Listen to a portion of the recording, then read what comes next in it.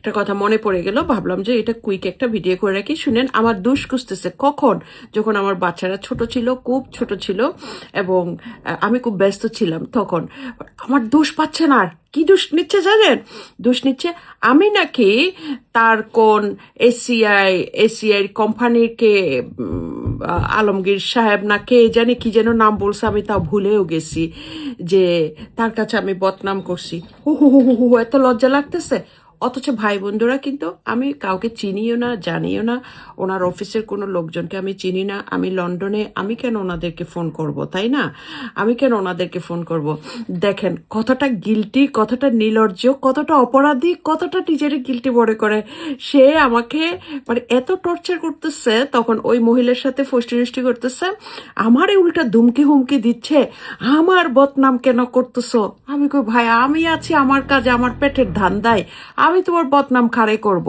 তারপরে তার বন্ধু, খুব কাজের মানুষ, ওই যে শু দিয়ে স্টার্ট হয়, ওনাকেও বলছে দেখেন আমার বদনাম করতেছে।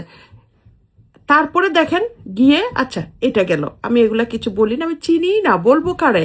তা বললাম ঠিক আছে। আমি এরপরও, উনি এত বছর পরও, আরো 15-20 বছর পর উনি আমাকে জিজ্ঞেস করতেছে, ও তুমি ওই লোকটাকে আমার বদনাম করছো। আমি বললাম ঠিক আছে, ওই লোকটাও বেঁচে আছে, আমিও বেঁচে আছি, সামনাসামনি প্রমাণ করা। আমি তো চিনিই না, আমি কি বদনাম করলাম? ওই যে মানুষে কি বললো না বললো ওগুলা নিয়ে আমি, আচ্ছা বদনাম করলে করছি, বদনামের কাজ তো করছেন, আচ্ছা ঠিক আছে, এখন এখন বলেন না কিছু, এখন বলেন। সো আচ্ছা ঠিক আছে। এরপরে দেখেন আমার বাচ্চাকে বলতেছে যে আমি নাকি আমার বাচ্চাকে বলছি যে তার বাপ খারাপ। আমি কখনো তার বাপ খারাপ সেটা বলিনি। আমি তাদের কথার প্রসঙ্গে কোনো কিছুর কারণে যদি আসে, তখন তাদেরকে বলা হয়েছে যে তোমার বাবা আরেকটা বিয়ে করেছে, তোমরা পড়াশোনার প্রতি মনোযোগী হও, তোমাদের ওখানে কোনো ফিউচার নাই। সে তোমাদেরকে মেয়ে সন্তান হিসেবে যথেষ্ট পরিমাণ সে এবং তার পরিবার হিংসা করে, অবহেলিত করেছে তারা। আমি আমার মেয়েকে এটা বলেছি যেটা সত্য, আমি এখন এটা আবার এখানেও বলছি, যে তোমরা মেয়ে দেখে তোমাদেরকে মার কাছে ফেলে রেখে সে আরেকটা বিয়ে করেছে ছেলে সন্তানের জন্য। তো তোমরা পড়ালেখার প্রতি মনোযোগী হও, পড়ালেখা করো, সো ভবিষ্যৎটা করো, একটা ভালো জব নাও ভবিষ্যতে। সো এই কথাটা হচ্ছে যে আমি আমার বাচ্চাদেরকে বোঝাতে গিয়ে এরকম দুই একটা কথা আসছে সেটা। কিন্তু এখন সে বলতেছে যে তখন আমি নাকি আমার বাচ্চাদেরকে, আরে ভাই বাচ্চাদেরকে শুনেন, এখন কি আপনারা সালাম করা হচ্ছে পায়ে ধরে? ও হো হো হো হো হো, শুনেন, এখন সত্য বলছি, আসেন আমার সাথে সত্য বলার জন্য, আসেন। আমি আমার বাচ্চার দিকে তাকিয়ে, বাচ্চার কথা ভাবে, বাচ্চার মানসিক অসুবিধা হবে ভেবে আমি কোনোদিন সত্য বলিনি। আপনাকে সম্মান করি বিদায় আমি কোনোদিন সত্য বলিনি। আর রিজিকের কথা বলছেন, রিজিকের মালিক আল্লাহ। আপনার মতো নাস্তিককে কি করে জানবে কার রিজিক কোথায় আছে? এখন আমার বাচ্চা আমার কাছে নাই, আপনি আমার কাছে ছিলেন না, আমি কি এই যে উপোস আছি? আমার কাছে হয়তো এই চাটা তো আমার রিজিকে ছিল, আমি কি উপোস আছি? আপনার মতো নাস্তিকেরা রিজিকের কথা বলে, ঠিক আছে? আপনার যখন এখন বলতে ইচ্ছে হচ্ছে, আসেন। শুনেন, আমি এখনো আপনার সেই বন্ধু হান্নান সাহেবের কথা বলিনি। আপনি ঘরে পুরুষ মানুষ নিয়ে কি করেছেন, কি করতে চেয়েছেন, আমি সেটা বলিনি। আপনার অনেক গোপনীয়তা আছে, সেটা কিন্তু আমি এখনো বলিনি। আমাকে পুশ করবেন না, আমাকে বাধ্য করবেন না বলার জন্য। আমি বলতে চাইনি, আমি আগেও কখনো বলিনি। আমি 35 বছর আপনার অত্যাচার সহ্য করেছি। আমি আমার ভাই বোনদের কাছে আমার ছবিগুলো নিয়ে আসব। আমার চোখ কি অবস্থা করেছেন, আমার মাথা পর্যন্ত ফেটে দিয়েছেন। করেছিলামটা কি কি করতে আপনি আমার বাধ্য করেছিলেন, যেটার বিরোধিতা আমি করেছি? আমি এগুলো এখনো বলছি না, তবে সময় সাপেক্ষে আমি বলবো।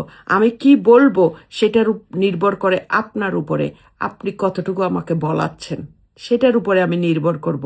আমি শুধু আপনাকে বলবো, ওই যে বললাম না, হান্নান সাবেরি দিয়ে কি কি করাইছেন, কি কি করছেন, এগুলো আমি বলিনি।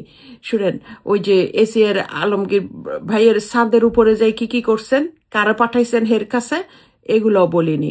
শুনেন, আমি এগুলো বলতে চাই না, এগুলো বলে আমার কোনো সমস্যা দরকার নাই, প্রয়োজন আমি কখনো মনে করিনি। কিন্তু ওয়ালে এখন পিঠ থেকে গেছে। আপনি আমার 2টা সন্তানকে মা হারা করেছেন, মাকে সন্তান হারা করেছেন। আপনি সন্তান আমার কাছ থেকে নিয়ে গেছেন, সন্তানগুলোর সাথে থাকেন।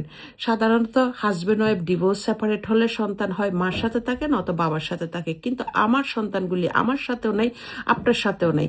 আপনি একটা ভাড়া বাড়ি করে তাদেরকে লন্ডনে রেখেছেন, আর আপনি বাংলাদেশে আছেন। তাহলে বিষয়টা দেখেন, এই জায়গাটায় বাচ্চাগুলোর ভবিষ্যৎ কোথায় যাচ্ছে? আমার মেয়ে, আমি জানি বিষয়টা। আমার শুধু মেয়ে সন্তান বিদায় আপনি আমার মেয়েগুলোর ভবিষ্যৎ নষ্ট করে দিচ্ছেন। আমার মেয়েরা যেন চড়ে পড়ে খেতে না পারে, কিছু করতে না পারে। আমার মেয়েদেরকে টাকার লোভ দেখাইয়া আমার মেয়েদের লেখাপড়া বন্ধ করে দিচ্ছেন। আমার মেয়েদের চাকরি বাকরি করার সুযোগ নষ্ট করে দিচ্ছেন। আপনার ছেলেদেরকে আপনি প্রাইভেট স্কুলে পড়াচ্ছেন, আপনার ছেলেদের জন্য আপনি বসুন্ধরায় বাড়ি করছেন, আপনার বউর জন্য আপনি বসুন্ধরায় বাড়ি করছেন কোটি কোটি মিলিয়ন মিলিয়ন টাকা খরচ করে। আপনি এখনো পর্যন্ত মানুষ বুঝতে পারছে না, আপনি আমার মেয়েরা বুঝতে পারছে না, আমার মেয়েদেরকে যে আপনি 2টা ভাত খাওয়ার টাকা এবং ঘর ভাড়া দিচ্ছেন, এতে আমার সন্তানেরা বুঝতে পারছে না যে তাদের ভবিষ্যৎ কোথায় যাচ্ছে। আর আপনি ছেলে সন্তানের জন্য কি করছেন, মেয়ে সন্তানের জন্য কি করছেন, এটা ওরা বুঝতে পারতেছে না। আমি যে কষ্ট করছি, আমি যে করছি আমার সন্তানের জন্য, এটা আপনার 14 গোষ্ঠীর অ্যাপ্রিসিয়েট করার উচিত ছিল যে আমি আপনার সন্তান পালছি। আপনার সন্তানের জন্য আমি বিয়ে করিনি, আপনার সন্তানের জন্য আমি রাত দিন পরিশ্রম করেছি, আপনার সন্তানকে আমি পেটে ধরেছি, আপনার সন্তানকে আমি দুনিয়াতে এনেছি, আপনার সন্তানকে আমি খাওয়াইছি পড়াইছি। আপনাকে ছাড়া আপনি বাংলাদেশে যখন প্রেমে হাবুডুবু খাচ্ছেন, ওরে প্রেমের মরা জলে ডুবে না রে, ডুবে না, বাইশ্যা উঠছিল, তখন আমি আপনার সন্তানের গুমত পরিষ্কার করে, হাগমতু পরিষ্কার করে আমি লালন পালন করেছি। আপনার কৃতজ্ঞ থাকা উচিত ছিল, আপনার থ্যাংক ইউ বলা উচিত ছিল, আপনার 14 গোষ্ঠীর থ্যাংক ইউ বলা উচিত ছিল। তখন নিয়ে যান না কেন? তখন বাপের ভালোবাসা কই ছিল, বাপের আদর কই ছিল, বাপ কই ছিল, সৎমার আদর কইতে ছিল। এখন সৎমা গ্রেট দা সৎমা এখন ভালো মা হইতে চাচ্ছে, তখন কই ছিল? আপনার বউ তো আপনারা তো এমন করে, এত জঘন্য আপনারা অত্যাচার করে, আপনার বউ তো এখন আপনার সন্তানকে মেনে নিচ্ছে না, আপনার মেয়ে সন্তানকে মেনে নিচ্ছে না। তাহলে আপনি মা হারা করেছেন কেন? আপনি যখন মেনে নিতে পারবেন না, মা হারা করেছেন কেন? আপনি নিজে বুঝেন না? পৃথিবীতে নিজের মার মতন পৃথিবীতে কোনোদিন কোনো আর সেকেন্ড মা হয় না। মার থেকে মাসির মতন অনেকে দেখায় দাদি নানিরা, কিন্তু মা তো মাই। সেটা আপনি বুঝে শুনে আমার বাচ্চাগুলোর মনে যে কষ্ট দিয়েছেন, আমার বাচ্চারা প্রতিনিয়ত আমাকে তারা মনে করতেছে, তারা মুখ দিয়ে যেটাই বলুক না কেন, মুখ দিয়ে আপনি তাদেরকে মিথ্যা কথা বলাচ্ছেন। এই মিথ্যা কথা বলাইয়ে তাদেরকে অভিশপ্ত করছেন না? তাদের মুখ থেকে যখন আমি মিথ্যা কথা শুনি আমার বুকটা ভেঙে যায় না? হ্যাঁ, আমার আমার আমার কিরকম কষ্ট হয়। সো আলটিমেটলি এটা কি হচ্ছে, আপনি আমার বাচ্চাগুলোকে অভিশপ্ত করছেন। এগুলি করে কি হচ্ছে, এই অভিশাপটা ঘুরে আপনার সন্তানের উপর যাবে, আপনার উপর যাবে, আপনার বউর উপর যাবে। আপনি তো আমার কাছ থেকে সব কিছু নিয়ে গেছেন, কেন আবার আমার পিছে লেগেছেন? আপনি সন্তান নিয়ে গেছেন, এর আগে আমাকে ডিভোর্স দিচ্ছেন, এর আগে আমার সাথে বিবাহিত থাকা অবস্থায় আপনি বিয়ে করেছেন, আপনাকে আমি দূর করে দিয়ে দিছি ওই মহিলার কাছে, যাও নাও মজা করো গিয়ে। হ্যাঁ, আপনি এত একেবারে রসালো মিষ্টি, আপনার আশপাশে মেয়েরা মাছির মতো ব করে। আমি মাছি পছন্দ করি না, আমি নিজেও কিন্তু মিষ্টি পছন্দ করি না, অনেস্টলি আমি মিষ্টি খাই না। তা আমি বলছি যা তোরা খাগা, অসুবিধা নাই। এরপরও আপনার শান্তি হয় না? আমাকে ভাল লাগে, আমার কাছে আসতে ইচ্ছে করে, আমাকে এখনো ব্যবহার করতে ইচ্ছে করে। সৎ ব্যবহার সবসময় করাও যায় না, ঠিক আছে? সব কিছুর একটা সীমা আছে। আপনার আসল রূপ, আপনার আসল চেহারা, আপনার ভয়ঙ্কর সেই চেহারা যে আমি দেখেছি না, সেরকম সবাই টুডে টুমোরো দেখবে। আপনার স্ত্রীও দেখেছে, আপনার সন্তানেরাও দেখবে একদিন, ঠিক আছে? সবচেয়ে বড় কথা, সৃষ্টিকর্তা দেখবে। আপনার কোনো কিছুতে আমি নেই। আমার সাথে লেগে পড়েছেন কেন? আমার সাথে কেন এগুলি বলাচ্ছেন? আমাকে কেন এগুলি করছেন? আমাকে কেন অত্যাচার করছেন? আমাকে কেন টর্চার করছেন? আমাকে ভুলা যায় না?